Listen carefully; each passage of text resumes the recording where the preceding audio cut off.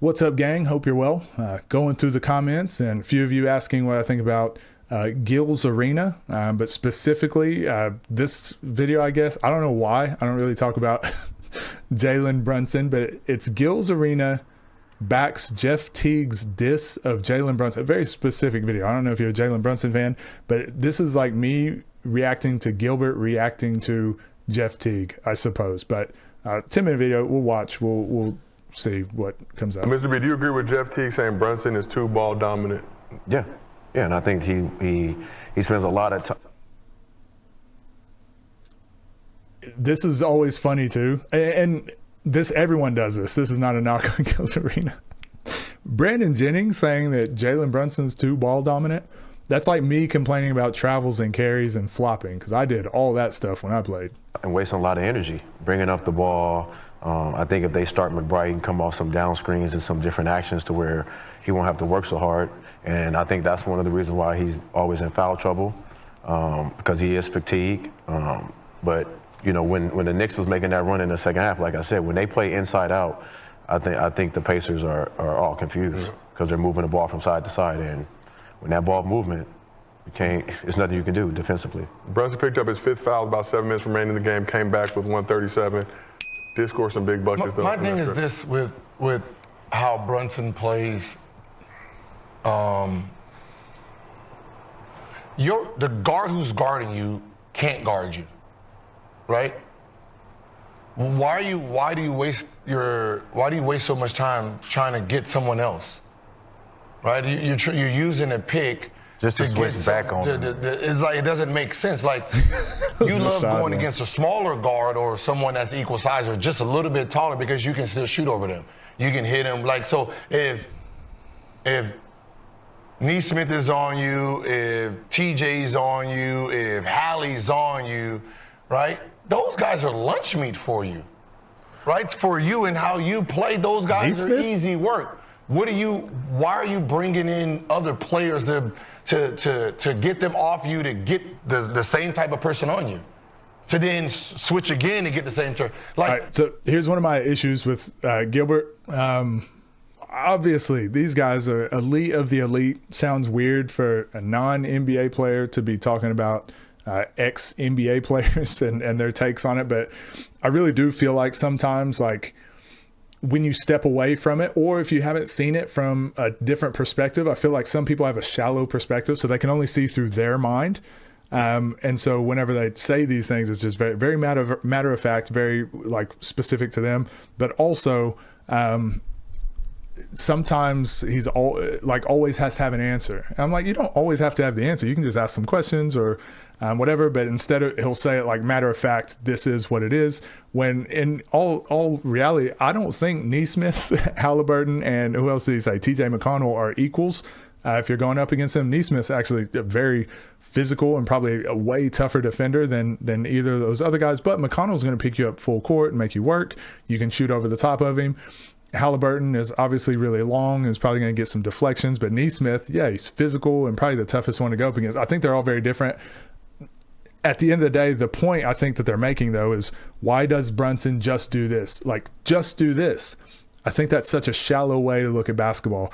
This is who the Knicks are. This is how they got to where they're at. This is what got them into the Eastern Conference Finals. To just say, hey, now play like this. It's like, dude, this is how they built their team. They didn't build their team for 82 games in the regular season to play against the fastest paced Indiana Pacers team that they're playing right now. So the fact that Brunson is trying to walk it up and get into his pick and roll game like he does, he's Mr. Clutch. Like, this is what he's done all year. This is what's got them to where they're at. Like, of course, sorry, my Discord stuff is going off, or Patreon or something. This is what has got them to where they're at. So you've been there, Gilbert. Like, you've been there, Brandon Jennings. Like, it's not a switch that you can just turn off. It would be weird to expect them to just change things. Now, I will grant that when Jalen Brunson went out of the game because of foul trouble, New York had to play a different style, and I think that did throw Indiana off a little bit because there's like fresh legs coming in. You don't really know how they're going to attack now, that because you planned for going against the Jalen Brunson pick and roll. Now they're not doing that. So it threw them off a little bit, but really what lost them that game wasn't offensively. It wasn't the Knicks offense. It was Neesmith hit 5 threes in a row. He had 8 for 9 in that game. Like it was their defense. It was defensively is where they struggled. They gave up 145 points or something like that. So to put it on Brunson's, and the title of this video is Brunson's a ball hog. And I know Gil's Arena, it's largely become very clickbaity and to get people to react, but to say like Jalen Brunson's a ball hog, it's like, dude, this is what's got them to where they're at. This is how they play. Like you've got some guys that are out there that can't really shoot threes, or Cat, who's been really unreliable until the previous game. That's probably the best I've seen him play in playoff basketball. He was amazing, but he's been largely unreliable in a lot of these games. He sat the entire fourth quarter pretty much of the last game 3, I think it was, game 2, sorry. So yeah, I think a lot of these takes, I just don't fully. It's really hard for me to watch Gil's Arena sometimes. It used to be one of my favorite podcasts, but it's very clickbaity now. If the guy is lunch meat on you, just isolate him and go. Make it a faster game for you. And I don't think that changes. I think that takes more energy than getting a pick and roll. Just isolate and go. Like bring it up, isolate and go. You got 5 sets of eyes just looking at you as you're walking it up the court. Like that's tough to score on. It's just weird. I know you want the big so you can drive and try to get the layup, but the guys you have on you at first can't stop you. Right? That's the difference between today's gamers and the old school. That's not the difference. If you're elite, you're elite. Yep. I don't give a fuck who's guard. I don't give a fuck if the big is on me or the guard is on me. And again, we talk about this. This is why the best players, look at Shea, look at Jokic, look at any of the players that at the elite level that are great, efficient at scoring. Why would you try to, like, that's an ego thing. Why would you try to score against their best defender for a whole game? Like, why would you do that? Like, you don't have to prove anything to anyone. Like, you should be trying to get a favorable matchup. You should be, if you're LeBron James with the Cavs and you're playing against the Golden State Warriors, you should be trying to get Steph Curry to guard you. You should try to get him in foul trouble. You should try to make him play defense, because he will score 40 on the other end, and you're not going to stop that.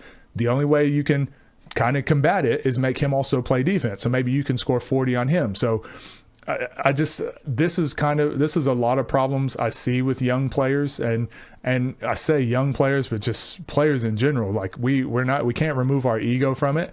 And he's just like, just go score against anyone. It doesn't work like that. Like, of course you should go against their weaker defender. Of course, if you have a post player on you, you should go out to the wing and try to drive by them. Of course, if you have a guard on you, you should go post them up. Like, why would you go, all right, Drew Holiday, let's go. Let's dance one-on-one out here at the top of the key. Let's play. Why would you want that? Both y'all getting this work, right? If I'm a jump shooter, I want the smaller of the two. Yep. Right? I'm not going to, like, if I have, let's say Connell. No, let's say if I have, Shea on me, I'm not going to do a pick to get Chet on me. Right. I don't want Chet on me. Okay, because it's a what the fuck do I want Chet on me for? Yeah, longer. Right? Yeah, I'm sitting here trying to, and now he's 7 foot. I got to try to figure out. They're not playing the Thunder, though. No, I'm going to shoot over you. I wish you would just use an example of the actual, like the Pacers versus Knicks. Just use an example of the game you're talking about. It depending on what like you gotta have in your mind what you're doing. And let's be clear, Brunson, he's been very successful. He's been very successful this playoffs. So these games have come down to last second shots. Like, this is the playoffs, and this is how legacies are made and broken. Like, we're now calling Jalen Brunson a ball hog and saying he's terrible because they lost by a buzzer. Halliburton hit a fadeaway that bounced off the back of the rim and way up in the air and went through the net. And then they go to overtime and lose. Like that, we're talking about, everything, like the sky is falling. Halliburton misses that shot. This episode is talking about how Halliburton is terrible for shooting that shot and not going to the basket. Like, I despise Monday morning quarterbacking. That's why I said, especially from previous players. the professional, like the people who are experts at scoring, the Kobe's, the Michael, they didn't play Gil and the Brandons. same game versus everybody. They had different packages for everybody. And I don't know, Brunson, you do have a package against guards. I see all your moves. I got a lefty. I'm trying to teach him the same shit that you're doing, right? You have a package. Exhaust that package against them little ass guards. When McConnell gets in and he sees you, he's driving. Because what he does know is when he gets down there, you can't block his shot, even though y'all the same height. You just don't have the athleticism to block it. So he's gonna come. He ain't even gonna fucking pump fake you. I really hope the point Gilbert isn't making here is that Brunson is struggling to score and McConnell has it more figured out than he does to score. I don't know. He gonna get in there and then just jump, knowing that you can't reach up there, right? You can see the game playing out, right? You can make it simple for you. And the only way you can make it simple for you is you put McBride in, let him relieve some of that pressure. The fact that he can shoot the fuck out that ball. And athletic. Smaller Athletic. That means doesn't get as many what they're gonna have rebounds to as do Josh is say, Hart. oh shit, Neesmith, you guard McBride. Hallie, you guard Brunson. And we'll give you some help. He can't. Yeah. No. So they'll just go No, zone. he would have to guard. See, that's what I'm saying. You see how you fuck, but you see how you fuck it up. Now, well, you can't gonna put guard him McHale? McHale gonna put your ass on the post. I'm just saying, but you can't. But you're gonna put him on OG. OG gonna try to bullet. But you see how just that one move. Halliburton fucks him would up just because guard this McBride. kid is aggressive. If not, stay on Hart. But this Hart gonna take 4 shots. Cool. To me, this You're never gonna foul out. It's coaching one-on-one, bro. Like, coaching one-on-one is putting your players in the best position to succeed. The best. Okay. Again, this is Gil's arena. This is what it's turned into. Yes, it's coaching one-on-one, but the coaches, if you don't think NBA coaches have already thought out all these scenarios and aren't doing all of this, especially in the playoffs, you're missing the larger picture. A good critique of the New York Knicks and Tom Thibodeau, I would say, is that he doesn't trust his bench guys. Hold on. Not that he doesn't trust them. For whatever reason, he plays 7 guys, and he's going to play them 40-plus minutes. He's like, we're just going to ride or die with these 7. That's a very, like, you see that a lot in high school over here in the States. Like, we're going to play our best 5 guys. No one else gets in. Tom Thibodeau kind of plays that style, and like I said, that's what's got him to where he's at. Tom Thibodeau is great at doing a lot with a little when it comes to the regular season. The problem is you've also got to plan for, if your goal is to win a championship, you've also got to plan for the playoffs. So sometimes it's scary to try something different for the regular season and then maybe not get to this point, and then your coaching doesn't matter. So a good critique of Tom Thibodeau would be better developing his 8, 9, 10, 11, 12 guys, better developing them throughout the regular season, better preparing the other guys to make other plays. But again, what got New York this record and the seeding that they have and into the playoffs was clutch Brunson having the ball in his hands, making big plays down the stretch. So it's just tough to, you can Monday morning quarterback it all you want and say Thibodeau made a lot of mistakes, but if they win that game, everyone's going to say, oh, the Pacers, they play too fast, and maybe the Knicks are just out coaching them. Like, the ball, it's especially in the playoffs, it's a make or miss league. It's a make or miss game. So I think all of this over analyzing without getting all the context is like really frustrating in the basketball discourse. Players on the floor, they got the mismatches. How are we going to put this guy in his best position? All right, like you just said, Brunson, advantage on all 3 point guards that they have, all 3 of them. He will kill them. There should not be a pick and roll with a guard to guard ever. I don't care how. I guarantee I'm gonna start reacting to a lot more Gil's Arena stuff. I've held off on for a long time. You guys have sent me a lot of stuff. I held off, but I guarantee you. So right now they're saying Brunson should just go one-on-one. Don't pass. Just go one-on-one. Just ISO. Just go one-on-one. I guarantee you they're going to also have takes on some other players and say the problem with their game is they do too much one-on-one, too much ISO. Like, the ball needs to move. There needs to be player movement. You can't have both. This is how New York plays. You look at Indiana, Halliburton might dribble the ball up. He might not even dribble it up. He might just kick it ahead, go set an away screen, come back to the ball, back cut. Like, Nimhart's dribbling the ball, Neesmith's dribbling the ball, McConnell's dribbling the ball, like Siakam and Turner, like they're all touching the ball every possession. New York isn't built that way. They don't play that way. It's a different style. But either way, these clashing styles come together, and it still comes down to one or two shots right at the end. So to just be like, throw it all away and just go ISO, I think it's so intellectually lazy.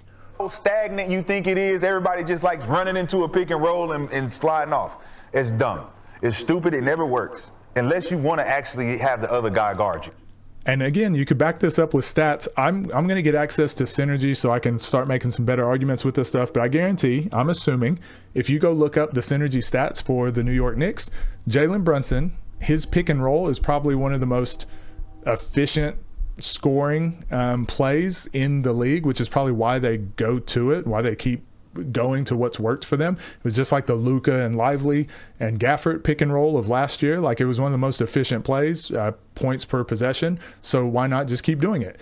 You can't just go off of vibes, which everyone basketball commentary now, it's all vibes. I feel like this, so you should do that. Oh, it feels like this. Like, everyone is like feels like or looks like or seems like. But you can look at the stats, you can look at the analytics, then you can also have some important discussions and put some context there, and then you can back up the things you're saying. But to just be like, doing the pick and roll is dumb, I think it's like I said, it's just so lazy. Then you look at pick and roll with Cat. Brunson, pick and roll with Cat. When have we seen it? I haven't. When have we seen a pick and roll with Cat and Brunson where he rolled? Because Cat is one of their best shooters. They have run some pick and rolls, by the way, but he's one of their best shooters. If you have Mitchell Robinson in the game, or if you have OG Anunoby, who's not as good a shooter, like Mitchell Robinson's not a shooter, but if you have Mitchell Robinson or OG Anunoby, who's better finisher, and you can keep your better shooter outside, and you can put Anunoby into that pick and roll. Like, you have other like, I can understand what New York is doing, but for McCants and these guys to act like, I just can't fathom why you wouldn't go pick and roll with Cat. It's not his game. He's a pick and pop. That's what he's going to do every day. He's going to pick and pop, or he's going to catch on the block and shoot a fadeaway. He passes and he scores. Maybe once or even on a side pick and roll. We talk Karl Malone, John Stockton, pick and roll. They're not Stockton and Malone. Mid two. Boom, I hit you. Ha, I got it. Mismatch, whatever. We don't see none of that. To me, it's not up to the players to do that. It's the coach putting you in position. Brunson, we're going to run you on the post tonight. We're running you on all posts. Carmelo Anthony, mid-post, turn face. I got this. Whoever come, I got you. Y'all can't take this serious. They can't. They got to bring Neesmith on me. If Neesmith is on me, Holly, that means you're guarding McBride. Is he saying Brunson on the Y'all got post? to now be aggressive with who's on you. It's mismatch game now. He's not an offensive coach. But that's what I'm saying. That's exactly what they should do. To get him from fucking with the ball like that, have somebody else bring the ball, go right into the post. Right into. Okay. Yes and no. Yes, Brunson, if he had a mid-post, like if he was good at positioning and catching in the mid-post and working from there, I would say yes. But I actually think that's going to take more energy than bringing the ball up or trying to get a catch off of a screen. If you look at Jokic, if you look at Julius Randle, if you look at other guys that are mid-post or low-post players in the playoffs at the moment, they're really struggling getting good post touches because how physical it's allowed to be. So if Brunson goes into the post, he's going to be getting worn down before he even catches the ball. So whoever's guarding him, Neesmith, you're going to take Neesmith to the post. He's just going to push you out. He's going to make you catch near the three, and you're going to end up in the same spot as if you just stood in the corner and waited for the ball to come up and then got a screen and caught at that same spot. So a lot of these things they're saying, it's like technically, yes, do this thing. Technically, yes, go in the post and score. But it's not that easy. You're not thinking about how hard it is to go to your spots. That's why Shea, if you watch Shea play, bars, if you go watch Shea play, he walks. He does this, changes his angles, hesitates, change of pace, like gets leverage, but he walks into his spots. He walks into the mid post. Then he has energy to 1-2 bump and go score. Brunson is not walking to his spots because he's so much smaller, and he has less threats around him too, so the floor is less spaced. But he's not going to walk into those spots and then score. Brunson's going to have to be off the ball and battle and fight, and that's going to be more exhausting than just bringing it up. So mid post, completely logo disagree. Post, right there. Down You can do screen. that for a play or two You know what I plays. mean? Just make it a simple game at certain parts of the game. Yes. Because If he means just a couple times, you could definitely do that. But again, it's going to be more tiring. he will exhaust his dribble, and I don't know if they notice how they play the pick and roll in the first 3 quarters, not how they play it in the last 4 minutes. Like, they're more aggressive up, Yeah. and that's where he gets stuck in. There's They like pushing the offense all the way to the fucking half court line. Like, you're like, why y'all letting them That's why I pressure be you? screaming. And this again, they already have the answer. We've already spoken about it. It's because the Knicks. I say the Bulls because that's who Thibodeau used to coach, but this has always been his MO. They play 7 guys. So when the fourth quarter comes, like, they're tired. Like, the Pacers are rotating. So this is just a contrast of game plans. Pacers are trying to wear you out, play with pace, and then exploit that in the end of the game in the fourth quarter.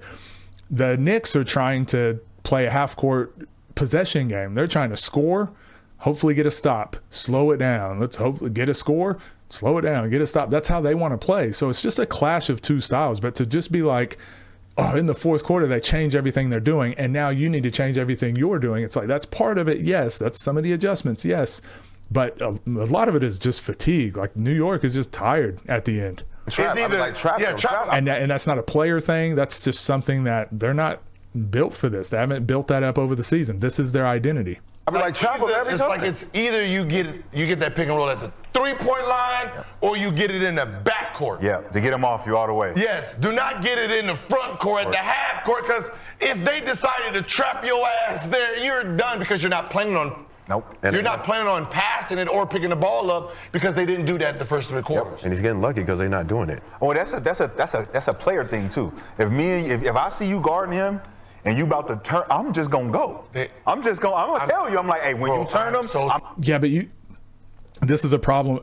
This baffles me a little bit. Like, old school players, for some reason, this is a good freeze frame. Old school players, for some reason, are missing a lot of the intricacies of how the game's evolved. They've kind of just like taken a step back, took their time off. Now they've come back in. They're like, oh, it's not like how I used to, whatever. To just say, like, if I see him go do this screen, I would just do this. He's not wrong. Like, if I see this guy about to leave, I just go attack. He's not wrong. The problem is the defenses have also adjusted and grown and become a lot more detailed and complex.